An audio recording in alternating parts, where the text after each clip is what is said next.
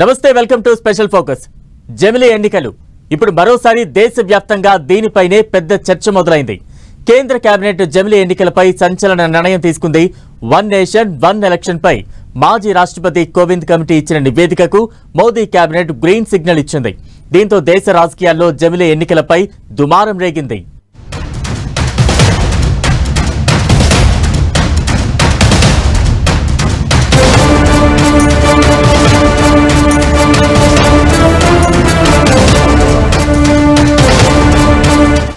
Cabinet సంచలన నిర్ణయం. జమిలి ఎన్నికలకు కేబినెట్ గ్రీన్ సిగ్నల్. జమిలి ఎన్నికలతో లాభమెంత, నష్టమెంత? కేంద్ర కేబినెట్ సంచలన నిర్ణయం తీసుకుంది. వన్ నేషన్ వన్ ఎలక్షన్ పై మాజీ రాష్ట్రపతి రామ్నాథ్ కోవింద్ నేతృత్వంలోని కమిటీ ఇచ్చిన నివేదికకు కేంద్ర కేబినెట్ ఆమోదం తెలిపింది. దీంతో జమిలి ఎన్నికలకు లైన్ క్లియర్ అవుతున్నట్లు కనిపిస్తోంది. తమ హయాంలోనే జమిలి ఎన్నికలు నిర్వహించి తీరుతామని కేంద్ర ప్రభుత్వం ఈ మధ్య స్పష్టం చేసింది. కేంద్ర మంత్రులు కూడా ప్రకటనలు చేశారు. అన్నట్లుగానే మోదీ కేబినెట్ కోవింద్ నివేదికకు గ్రీన్ సిగ్నల్ ఇచ్చింది. దీంతో మరోసారి దేశవ్యాప్తంగా జమిలి ఎన్నికలపై చర్చ హాట్ టాపిక్ అయింది.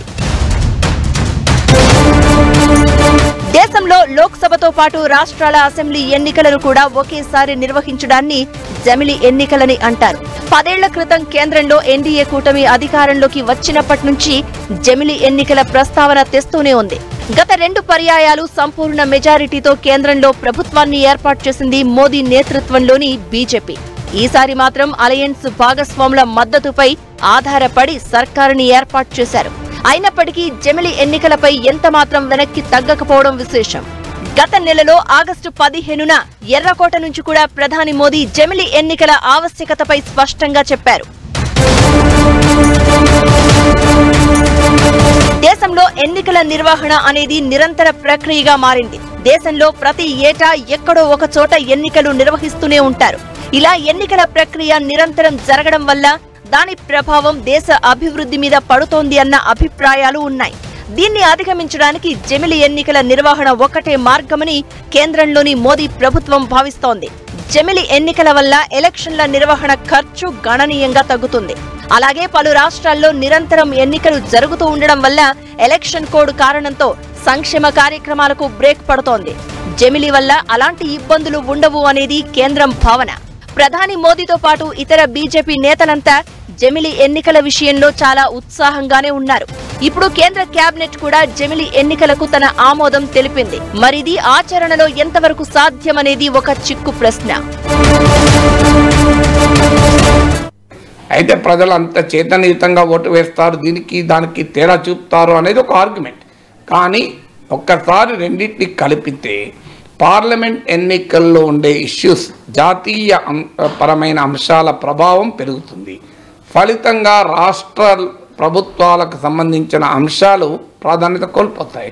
జమిలి ఎన్నికలు నిర్వహించడం సాధ్యం కాదని ఈ మధ్యే కాంగ్రెస్, వామపక్షాలు, ఇతర పార్టీలు కొన్ని స్పష్టం చేశాయి. జమిలి ఎన్నికలు నిర్వహించాలంటే కనీసం 5 రాజ్యాంగ సవరణలు చేయాల్సి ఉంటుంది అంటున్నారు. అందులోనూ లోక్సభలోనూ రాజ్యసభలోనూ మోదీ ప్రభుత్వానికి బలం లేదనేది విపక్షాల వాదన. కానీ కేంద్రం మాత్రం జమిలి వైపే మొగ్గు చూపుతోంది. నిజానికి పార్లమెంటు ఎన్నికల సమయానికి ఆంధ్రప్రదేశ్, ఒడిశా, అరుణాచల్ ప్రదేశ్, సిక్కిం రాష్ట్రాలకే ఎన్నికలు జరుగుతున్నాయి. మిగతా రాష్ట్రాలకు ఆయా సమయాల్లో ఎన్నికలు జరుగుతున్నాయి. ఈసారి మాత్రం కొన్ని నెలలు గ్యాప్ ఉన్న రాష్ట్రాలను కూడా లోక్సభ ఎన్నికల దాకా పొడిగించే దిశగా ఆలోచిస్తోంది కేంద్రం. మధ్యప్రదేశ్, రాజస్థాన్, ఛత్తీస్గఢ్, తెలంగాణ అసెంబ్లీల గడువును ముందుకు పొడిగించి లోక్సభ ఎన్నికలతో అసెంబ్లీ ఎన్నికలను ఒకేసారి నిర్వహించాలనే యోచనలో ఉంది. ఎన్నికలు వాయిదా వేసిన రాష్ట్రాలకు ఆపద్ధర్మ ప్రభుత్వాన్ని నడపడానికి రాజ్యాంగంలో ప్రత్యామ్నాయ ఏర్పాట్లు చేసే దిశగా సమాలోచనలు చేస్తోంది. గతేడాది మాజీ రాష్ట్రపతి రామ్నాథ్ కోవింద్ అధ్యక్షతన జమిలి ఎన్నికలు సాధ్యాసాధ్యాలపై ఉన్నత స్థాయి కమిటీ ఏర్పాటైంది. ఈ ఏడాది లోక్సభ ఎన్నికలకు ముందు హై లెవెల్ ప్యానెల్ జమిలి ఎన్నికల సాధ్యాసాధ్యాలపై రిపోర్టును కేంద్రానికి సబ్మిట్ చేసింది. వచ్చే శీతాకాల సమావేశాల్లోనే వన్ నేషన్ వన్ ఎలక్షన్ బిల్లును పార్లమెంట్లో ప్రవేశపెట్టి నెగ్గించుకునేలా పావులు కదుపుతోంది కేంద్రంలోని ఎన్డీఏ సర్కార్. జమిలి ఎన్నికల విధానం రావాలంటే అటు రాజ్యాంగ సవరణలు, ఇటు రాష్ట్ర ప్రభుత్వాల అంగీకారం, న్యాయపరమైన చిక్కులు, ఇలా చాలా సమస్యలకు పరిష్కారం దొరకాలి. ఇది అంత సులభంగా సాధ్యమయ్యే పనేనా? మాజీ రాష్ట్రపతి కోవింద్ నేతృత్వంలోని హై లెవెల్ కమిటీ దేశవ్యాప్తంగా ఒకేసారి ఎన్నికలను సమర్థించింది. ఏకకాలంలో జమిలి ఎన్నికలు నిర్వహించడం వల్ల పాలనాపరమైన సుస్థిరత, విధానపరమైన స్పష్టత ఏర్పడి దేశానికి మేలు కలుగుతుందని కమిటీ అభిప్రాయం. ఈ ఎన్నికలు ఓటర్లకు సౌకర్యంగా ఉండడంతో పాటు అధిక ఓటింగ్ శాతం నమోదయ్యే అవకాశం ఉంటుందనేది కమిటీ చేసిన సిఫారసు. పార్లమెంటుకు, అన్ని రాష్ట్రాల శాసనసభలకు ఒకేసారి ఎన్నికలు జరపాలని, అదేవిధంగా 100 రోజులలోపు స్థానిక సంస్థలకు ఎన్నికలు నిర్వహించాలని కూడా సిఫారసు చేసింది. ప్రస్తుతం లోక్సభకు 5 ఏళ్ల కాల వ్యవధిలో ఎన్నికలు జరుగుతున్నాయి. కానీ వివిధ రాష్ట్రాల్లో అర్ధాంతరంగా శాసనసభలను రద్దు చేయడం, ఇతర కారణాల వల్ల పదే పదే ఎన్నికలు జరపాల్సి వస్తోంది. జమిలి ఎన్నికల వల్ల సమయం, డబ్బు ఆదా అవడమే కాకుండా దేశాభివృద్ధికి ఇది దోహదపడుతుందని, సమాఖ్య స్ఫూర్తికి అద్దం పడుతుందని కోవింద్ కమిటీ అభిప్రాయపడింది. రాష్ట్రాల సహకారంతో జమిలి ఎన్నికలకు ఒకే రకమైన ఓటర్ ఐడి కార్డును కూడా తయారు చేయాల్సి ఉంటుందని తెలిపింది. ఒకే దేశం, ఒకే ఎన్నిక అనే దానిపై భిన్నాభిప్రాయాలు కూడా చాలానే ఉన్నాయి. ప్రాంతీయ అస్తిత్వాలు, ఆకాంక్షలు వెనకబడతాయని, సమాఖ్యవాదానికి ముప్పు ఏర్పడుతుందని అభిప్రాయపడుతున్నారు. దీనివల్ల జాతీయవాద ఎజెండా ముందుకొచ్చి ప్రాధాన్యతలు కూడా మారుతాయనే అభిప్రాయం ఉంది. రాష్ట్రాలు నిర్ణయాత్మక శక్తిగా కాకుండా పోతాయన్న ఆందోళన ఉంది. కాంగ్రెస్, లెఫ్ట్ పార్టీలతో పాటు DMK, TMC, Aam Aadmi party, ఇతర ఎన్డీయేతర పక్షాలన్నీ జమిలి భావనను వ్యతిరేకిస్తున్నాయి. ఒకేసారి లోక్సభకు, శాసనసభకు ఎన్నిక జరిగితే ప్రజలు ఏదో ఒక పార్టీకి లేదా కూటమికి పట్టం కట్టే అవకాశాలు ఉంటాయన్నది ప్రాంతీయ పార్టీల భయం.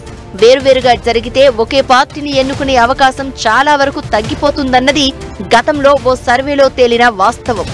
ఎన్నికల ఖర్చు విషయంలోనూ జాతీయ పార్టీలతో ప్రాంతీయ పార్టీలు పోటీ పడాల్సి రావచ్చు. దానివల్ల వాటిపై భారం పడే ప్రమాదం ఉంటుంది.